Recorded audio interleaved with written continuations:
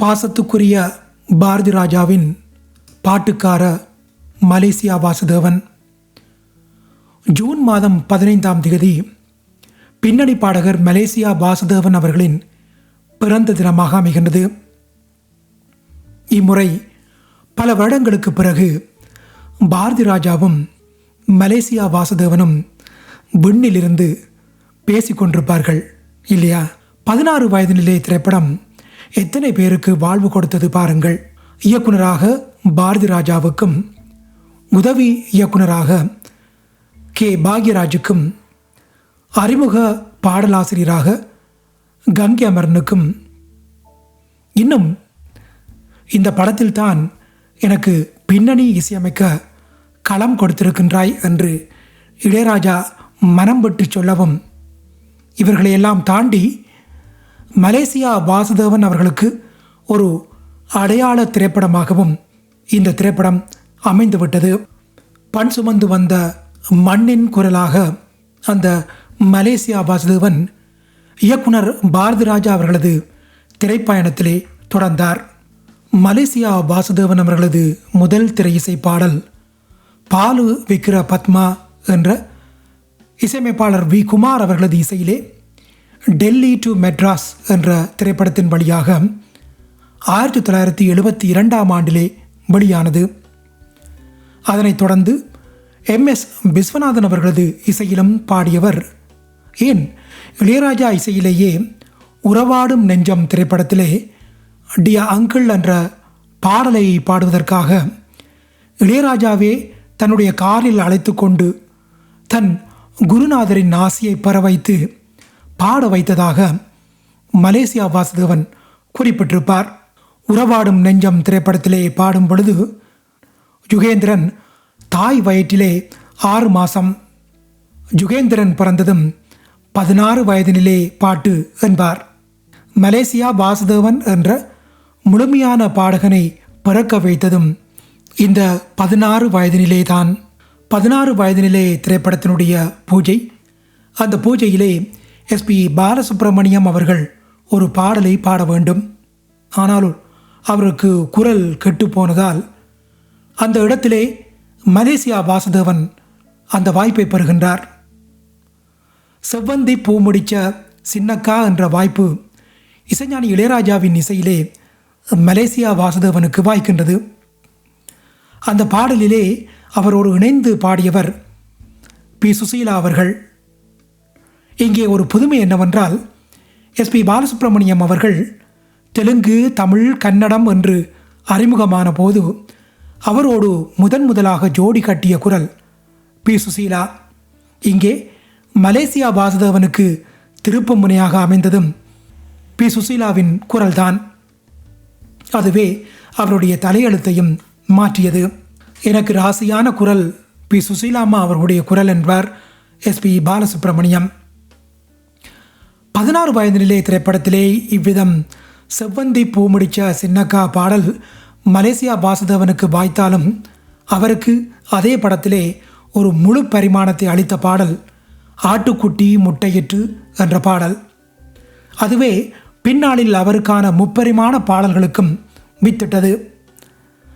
சப்பானிக்கு ஒரு பாட்டு என்று கங்கை அமரன் சொன்ன ஆட்டுக்குட்டி முட்டை என்ற எழுத்தாளரை உள்வாங்கி கண்ணதாசன் கடகடவென்று எழுதி தள்ளியதாக ஆச்சரியப்பட்டிருப்பார் கங்கை அமரன்.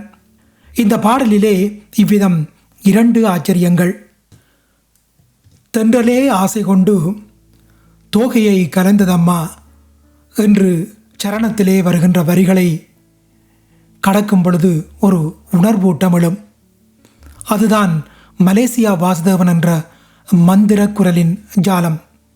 அந்த பாடல் வான் மேகங்களே என்று புதிய வார்ப்புகள் திரைப்படத்திலே அமைந்த பாடல். அறிமுக நாயகன் பாக்யராஜின் குரலாக அந்த திரைப்படத்திலே மலேசியா வாசுதேவன் அவர்கள் பாடி அளித்திருந்தார். தொடர்ந்து பாக்யராஜினுடைய அடையாள குரலாகவே அவர் எத்தனை முத்துக்களை கொடுத்தார். என் மனது தாமரைப்பூ, உன் மனது முல்லை மொட்டு, காலம் வருமே நீ கூட பெண்ணாக, கோவில் மணி ஓசை தன்னை கேட்டதாரோ. இங்கே அறிமுக நாயகன் சுதாகருக்கு மலேசியா வாசுதேவன் குரலை பொருத்துகின்றார் பாரதி ராஜா.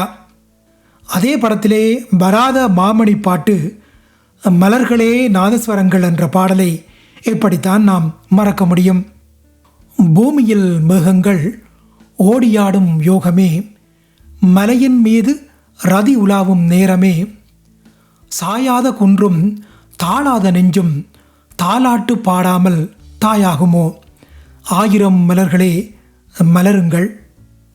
இப்படியாக உதவி இயக்குனராக பாரதி ராஜாவிடம் இருந்த விஜயனை நாயகனாக அரிதாரம் பூச வைத்து நிறம் மாறாத பூக்கள் திரைப்படம் உருவாகின்றது. அந்த திரைப்படத்திலே மலேசியா வாசுதேவன் தான் நாயகனாக அமர்கின்றார். இந்த குரலில் தோப்பில் ஒரு நாடகம் நடக்குது என்று கல்லுக்குள்ளீரம் திரைப்படத்திலே ஒரு பாடல். அந்த பாடலின் தொடக்கத்திலே இளையராஜாவின் குரல் ஒலிக்கும். அந்த குரல் அறிமுக நாயகன் பாரதி ராஜாவுக்கும் அதே பாடலிலே தொடர்ந்து ஒலிக்கும் மலேசியா வாசுதேவன் அவர்களுடைய குரல் சுதாகருக்குமாக அமைந்து விடுகின்றது. மலேசியா வாசுதேவனை கொலுசு திரைப்படம் வழியாக இயக்குனர் KS மாதங்கன் நடிகராக வில்லன் பாத்திரத்திலே அறிமுகப்படுத்தினார். நடிக்க ஆரம்பிச்சாச்சா என்று பாடகராக திருப்புமுனை கொடுத்த அதே பாரதி ராஜாவே மலேசியா வாசுதேவனிடம் கேட்டு ஒரு கைதியின் டைரி வழியாக மலேசியா வாசுதேவன் என்ற நடிகர் தொடர்ந்து புகழ்பூத்த நடிகராக விளங்கவும் ஒரு திருப்புமுனை பாத்திரத்தை கொடுக்கின்றார். தோட்டத்திலே பல பூக்கள் உண்டு, நீதானே என் சிகப்பு ரோஜா.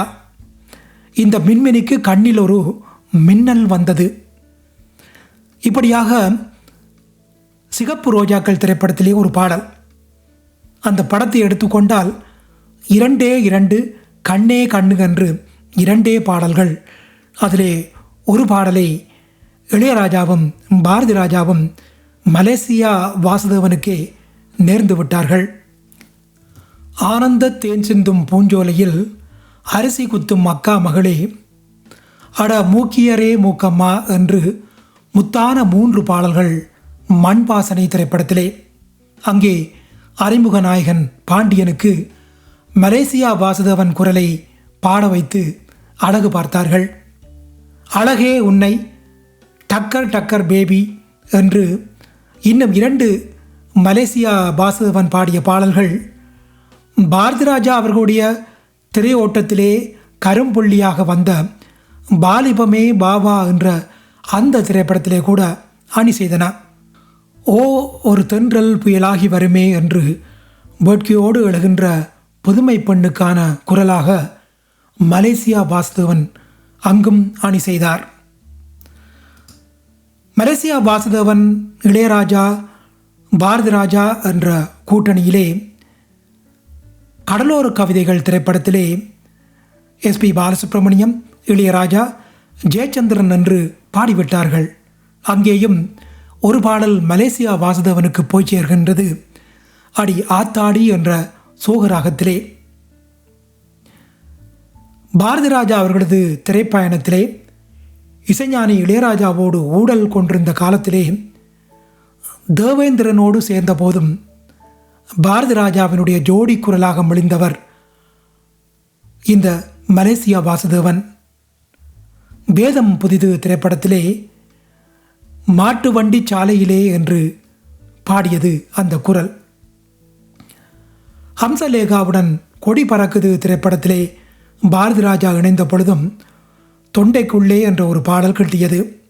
அதுபோல பசும்பொன் என்ற திரைப்படம் வித்யாசாகர் இசையிலே அமைந்த பொழுது ஏலே ஏலே என்ற பாடலும் தேனிசை தென்றல் தேவாவும் பாரதி ராஜாவோடு இணைந்த கடல் பூக்களிலே ஒரு பாடலுமாக வாய்ப்பளித்திருந்தார். ஏ ராசாத்தி ரோசாப்பூ வா வா வா என்ற பாடல் பதிவாகிவிட்டது. அப்போதுதான் மலேசியா வாசுதேவனையும் அழைத்து கொண்டு அங்கே வருகின்றார் பாரதி ராஜா. இவரின் குரலையும் சேர்த்து ஒலிப்பதிவு செய்யுங்கள் என்ற பாரதி ராஜாவினுடைய வேண்டுகோளிலே அது பரிபூர்ணமானது. ராசாத்தி ரோசாப்பூ வா வா வா என்ற பாடலிலே மலேசியா வாசுதேவன் தனித்து நின்று ஜாலம் செய்வார்.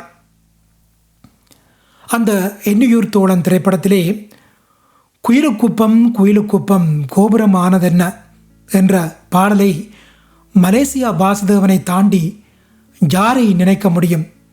அவ்வளவுக்கு தெம்மாங்கும் கிராமியத்தனமும் பாரதி ராஜாவினுடைய அந்த உணர்வோட்டத்தோடு பொருந்தி போன குரலாகவும் அவர் அமைந்திருப்பார். ஏலமல காட்டுக்குள்ளே என்று ஒரு ஓகாரத்தோடு ஒலிக்கின்ற ஏக்கக்குரல், அந்த நாடோடி பாட்டுக்காரன் குரல் கேட்கவில்லையா?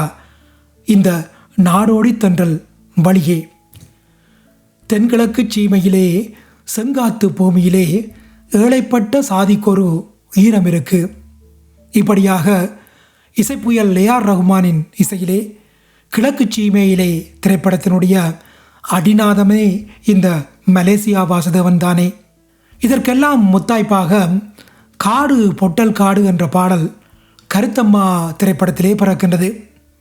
அங்கே பாரதி ராஜா மலேசியா வாசுதேவன் கூட்டணியை முதலில் ஜோடி போட வைத்து அழகு பார்த்தார் ஏஆர் ரஹ்மான். இயக்குனர் இமயம் பாரதி ராஜா அவர்களது இன்மையிலே முதன் மரியாதை திரைப்படத்தை நினைக்காத உள்ளங்கள் ஏது? அங்கே சிவாஜி கணேசன் என்ற நடிப்பரசனின் பாட்டு அரசனாக நிற்கின்றார் மலேசியா வாசுதேவன். ஏ குருவி ஏறாத மலைமேலே என்ற பாடல் வகையறாக்களோடு நெஞ்செழும் 2 பாடல்கள் முதல் மரியாதையில். வட்டிவேறு வாசம் படல புள்ள நேசம், அது தாண்டி பூங்காற்று திரும்புமா. இப்படியாக இயக்குனர் இமயம் பாரதி ராஜாவினுடைய பொற்காலத்தை பற்றி பேசும் பொழுது இளையராஜாவோடு மலேசியா வாசுதேவனும் கூட வருவார். இனி பூங்காற்று திரும்புமா என்ற பாடலை ஏக்கத்துணியோடு கேட்கும் நாளெல்லாம் மலேசியா வாசுதேவனோடு பாரதி ராஜாவும் கூட வருவார். நேர்கள் இதுவரை கேட்டது ஒலிச்சித்திரம் பாசத்துக்குரிய பாரதி ராஜாவின் பாட்டுக்கார மலேசியா வாசுதேவன். ஒலிச்சித்திரத்தை வழங்கிய நான் நேசம் கலந்த நட்புடன் அன்பன் கானா பிரபா.